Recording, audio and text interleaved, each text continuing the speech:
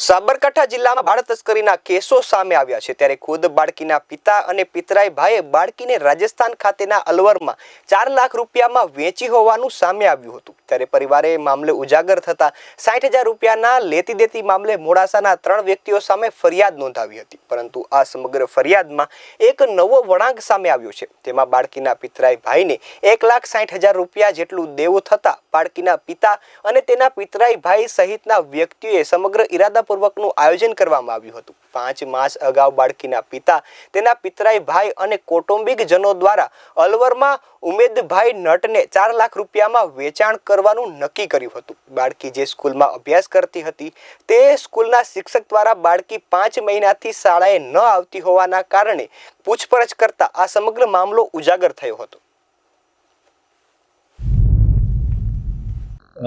Arjun nut, લખપતિ nut જે eco ગાડીનો driver છે, શ્રવણભાઈ નટ, શરીફાબેન નટ જે એના કુટુંબી છે, એ તમામ ભેગા થઈ રાજસ્થાનના અલવર ખાતે ઉમેદસિંહ નટને આ બાળકી 4 લાખ રૂપિયામાં એ દત્તક આપી હતી। એ 4 લાખ રૂપિયા એ આ લોકો લઈ અને સરખા ભાગે એમાં વહેંચણી કરી હતી।